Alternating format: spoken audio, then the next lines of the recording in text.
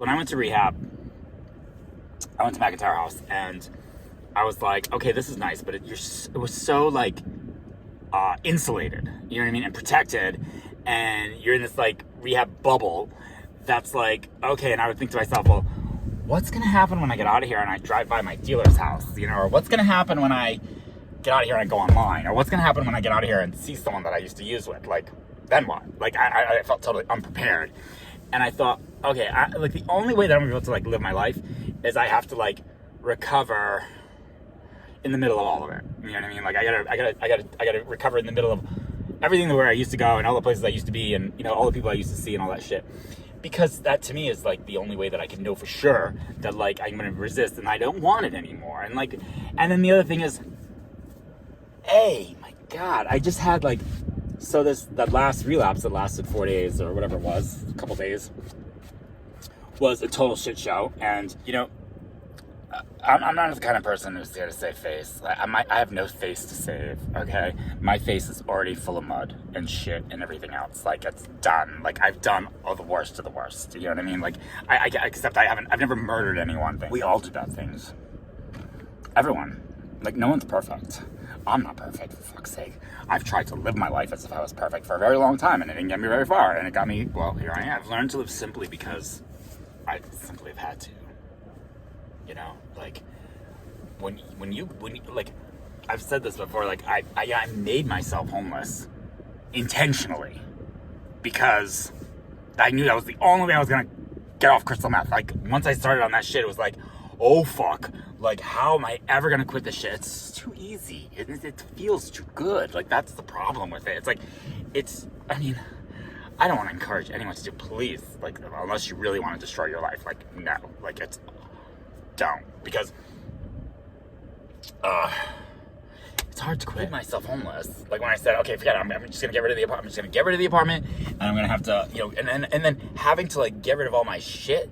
Oh my God, what a horrible, like, imagine if you had to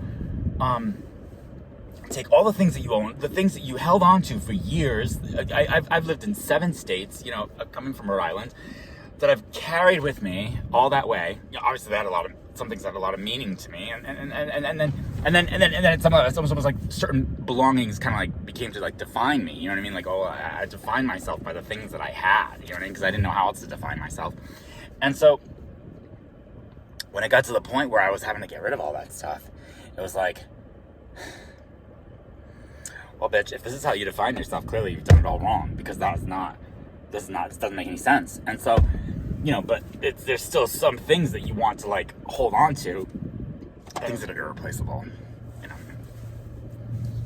So trying to, you know, narrow that down to like what can fit in your car, you know what I mean, or like what can fit in like a suitcase and like 2 boxes, is like, wow, that's hard. That was not easy. You know what I mean? That was some tough decisions, I guess you could say. Real fucking tough decisions. And going through, so I started to unpack a lot of my stuff, and it's been nice. You know, it's not a lot, but it's a lot. It's a lot. And I've been through a lot. I'm not out yet. Like, I'm not out yet, you know?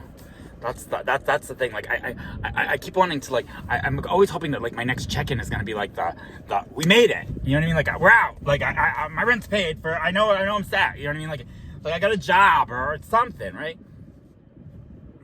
I know who I am. You know, kind of a thing. And it's like, not there yet. You know? I really don't know. You know what I mean? And now I got this like bacterial thing. I don't know what the fuck's going on in my stomach. It is fucking tore up.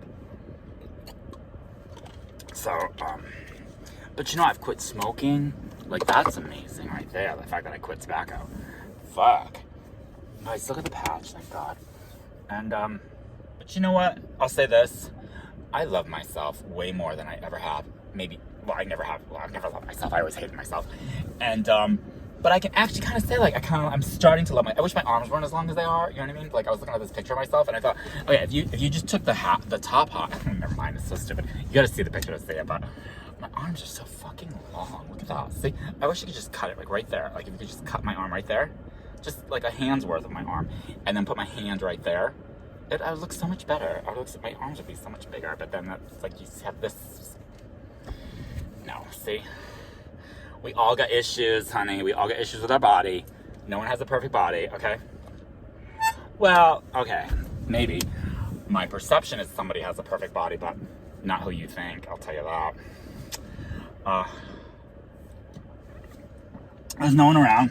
And if a car pulls up right now, I'm getting the fuck out of here because it's just too sketchy. This place is too sketchy sometimes. And like, I can't even with some of these people. You know what I mean? Some of these gay guys need to like fucking reel it in. I'm sorry. You have no business cruising in some areas that you cruise in. I mean, I'm just, okay, I know I've done some shit. I'm not judging. Reel it in. Okay, reel it in. Okay. Because under the influence of crystal meth, public sex sounds like a great idea. I'm just saying.